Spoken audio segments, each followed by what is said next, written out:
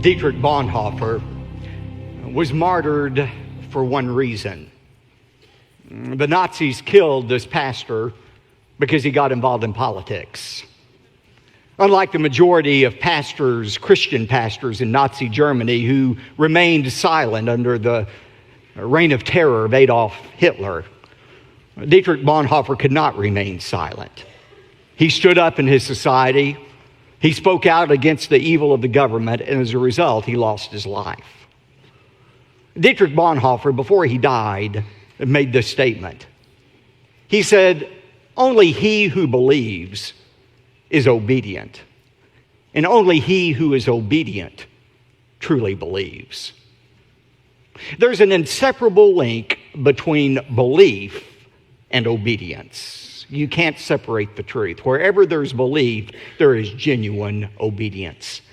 And we see that truth clearly illustrated in the story we're going to look at tonight. If you have your Bibles, I want you to turn to Daniel chapter 3. God gave Daniel the ability, remember, to interpret the dream of the evil king Nebuchadnezzar. And when Daniel recounted the dream and explained it to Nebuchadnezzar, remember Nebuchadnezzar's response? He fell down. He worshiped the God of Daniel, the Yahweh, the true God. And not only that, he elevated Daniel and his friends, Shadrach, Meshach, and Abednego, to places of prominence, of rulership in the Babylonian country. Now that was his first response, to worship God.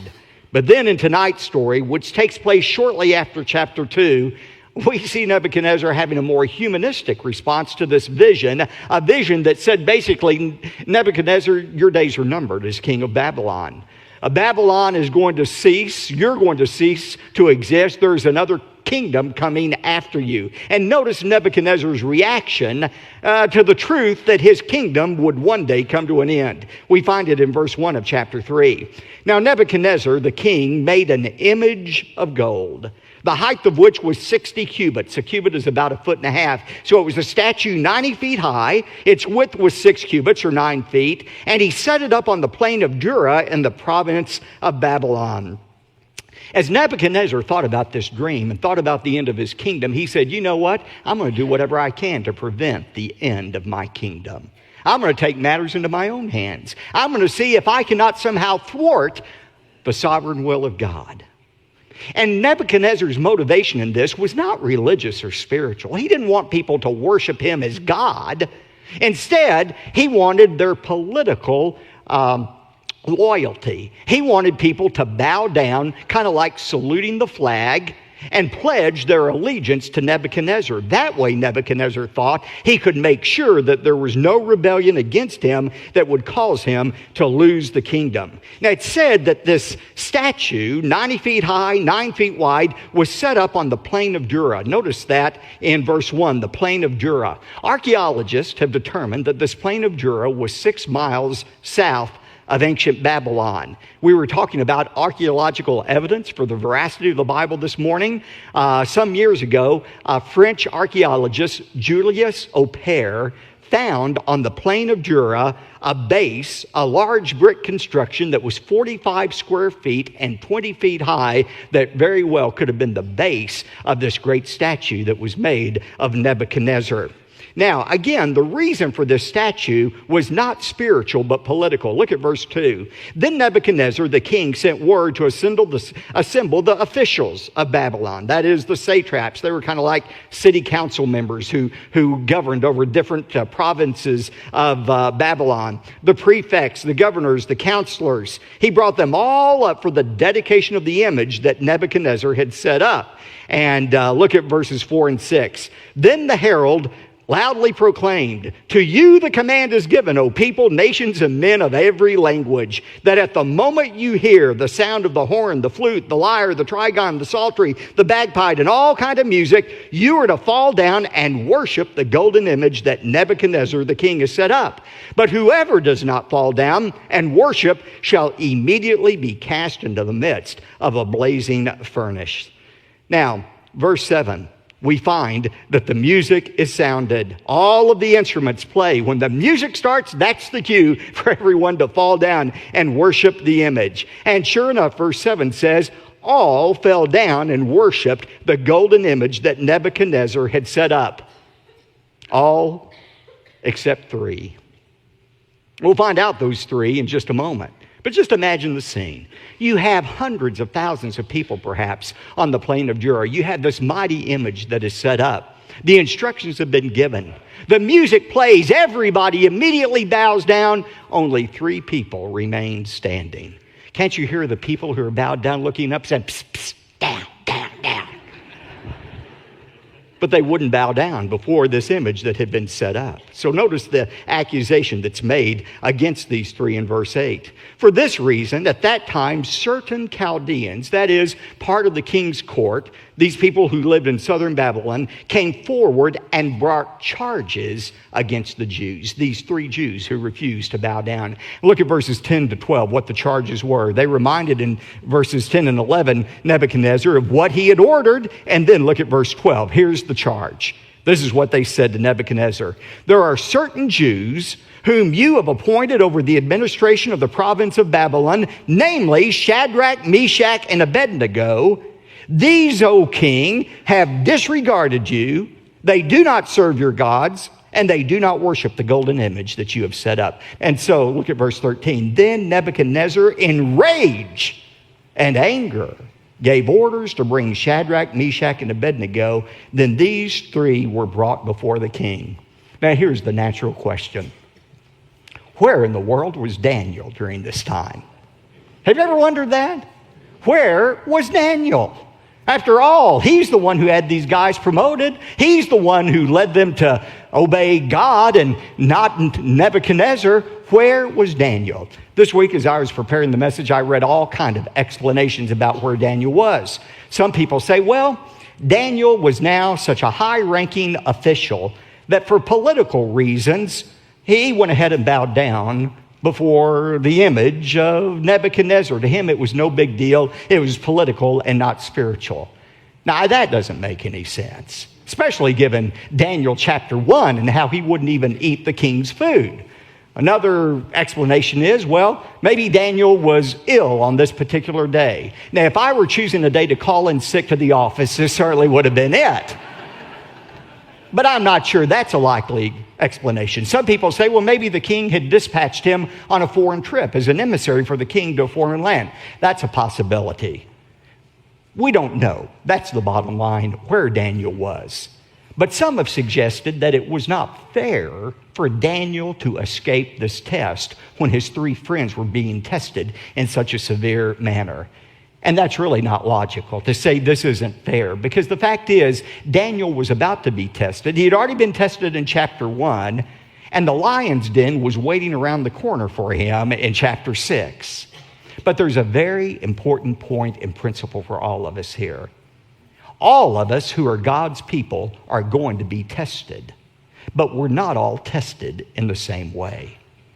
God's tests for us are not the same test. In 1 Peter 1:6, Peter said, in this you greatly rejoice, even though for a little while, if necessary, you have been distressed by various trials. That word various, poikolis, it's a word we get polka dot from. We are distressed by various tests. You're not going to escape testing in your life. If you're not in the middle of a test right now, either you've already come through one, you're in the middle of the one, or you're getting ready to enter a test. But God's plan for all of his children is to be tested, not to destroy our faith, but to strengthen our faith. Now, notice verse 14. Nebuchadnezzar responded and said to them, to Shadrach, Meshach, and Abednego, is it true that you do not serve my gods or worship the golden image that I have set up? He said, maybe you all misunderstood, so let's try this again. I know you're new to our country. Maybe you didn't understand exactly what was being said in Aramaic, so let's try this again. Now here's the command. When you hear the music play, you just fall down and everything will be okay.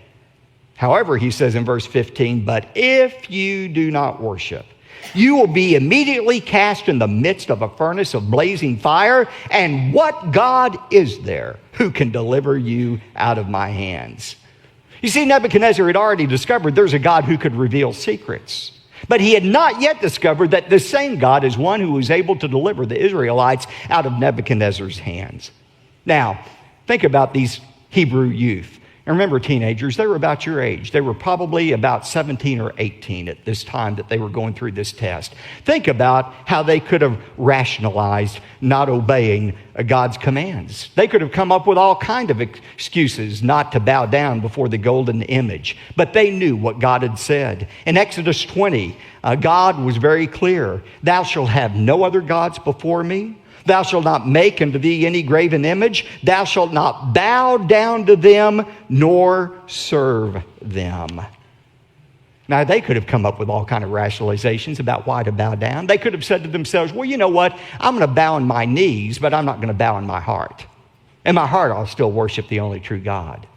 Or they could have said, well, you know what? It doesn't make any sense for us to die in the fiery furnace. Why, if we die, we'll not be able to witness to Nebuchadnezzar and the Babylonians any longer. And surely God wouldn't want that to happen. They could have come up with all kinds of excuses for reasons not to obey God's command and bow down before the golden image. But notice what they said instead. Verses 16 to 18. These are some of my favorite verses in all of the Bible. Look at what they said to Nebuchadnezzar. They said in verse 16, "O Nebuchadnezzar, we don't even need to give you an answer concerning this matter. If it be so, our God whom we serve is able to deliver us from the furnace of blazing fire, and he will deliver us out of your hand, O king." But underline this verse 18, "But even if he does not, let it be known to you, O king, that we are not going to serve your gods or worship the golden image that you have set up." Now that's what you call faith. They said, "King, we believe our God is able to deliver us, and if he wants to, he'll deliver us out of your hands. But even if he chooses not to deliver us, we are still going to obey him." Ladies and gentlemen, that is faith. Obedience to God in spite of the circumstances. It's not always God's will to deliver us out of trials. It wasn't God's will to deliver Jesus out of suffering, or Peter, or Paul, or most of the apostles. God's will for them was death, but they still obeyed God. This is the perfect demonstration of what true faith is, obeying God regardless of what he does. Now look at verse 19, the execution of the sentence. "Then Nebuchadnezzar was filled with wrath, and his facial expression was altered toward Shadrach, Meshach, and Abednego." His face was just contorted. He was so angry. And he answered by giving orders to heat the furnace 7 times more than it was usually heated. The Aramaic here means Nebuchadnezzar was as angry as he could have been under the circumstances. And his anger, like anger always does, caused him to do something very irrational. You know, when you're angry, you are literally out of your mind. And that's what Nebuchadnezzar was, because he does a very irrational thing. He says, "I want that furnace heated up 7 times the normal heat." Now think about it. If he was really angry, as he was with these 3 men, he wouldn't want the temperature raised. He'd let it stay at the normal temperature so that they would suffer as long as possible in that furnace instead of being consumed immediately by it being 7 times hotter than it usually was. But Nebuchadnezzar wasn't rational. One commentator said Nebuchadnezzar's furnace was hot, but he himself got hotter. And when a man gets full of fury, he gets full of folly. Great words. Look at verse 21. "Then these 3 men were tied up in their trousers, their coats, their caps, and their other clothes, and they were cast in the midst of the furnace of blazing fire. For this reason, because of the king's command was urgent and the furnace had been made extremely hot, the flame of the fire slew those men who carried up Shadrach, Meshach, and Abednego. But these 3 men, Shadrach, Meshach, and Abednego, fell into the midst of the furnace of blazing fire, still tied up." Now look at God's miraculous delivery in verse 24. "Then Nebuchadnezzar the king was astounded, and he stood up." Now apparently they had placed a chair for Nebuchadnezzar to sit in once the furnace door had been shut, and he was able to look in to see these 3 men. And when he looked into that blazing fire, he was so astounded by what he saw, he immediately stood up. And he said to his high officials, "Was it not 3 men we bound into the midst of the fire?" They replied to him, "Certainly, O king." Verse 25, he said, "Look, I see men loosed, 4 of them, walking about in the midst of the fire without harm, and the appearance of the 4th is like a son of the gods." Three things amazed Nebuchadnezzar. First of all, these men who had been tied up were suddenly now free. Secondly, they were walking around without being the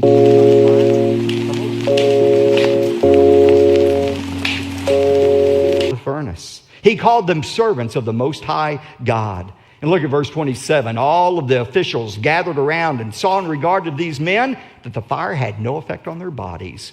Not even a hair of their head had been singed, nor were their trousers damaged, nor had the smell of fire even come upon them. They didn't even reek of smoke after being in that furnace. In verse 28, look at Nebuchadnezzar's response. He said, "Blessed be the God of Shadrach, Meshach, and Abednego, who has sent his angel and delivered his servants who put their trust in him, violating the king's command. And he yielded up their bodies so that not to serve or worship any god except their own God." Now, as we'll see in a moment, this was not, and we'll see this more next time, this was not a conversion experience for Nebuchadnezzar. That would come in chapter 4. Nevertheless, there was still a command here that was given in verse 29. Nebuchadnezzar says, "Therefore I make a decree that any people, nation, or tongue that speaks anything offensive about the God of Shadrach, Meshach, and Abednego shall be torn limb from limb, and their houses reduced to rubbish heap, inasmuch as there is no other God who is able to deliver in this way." Now notice, Nebuchadnezzar is I'm saying this often right now as I go around our country.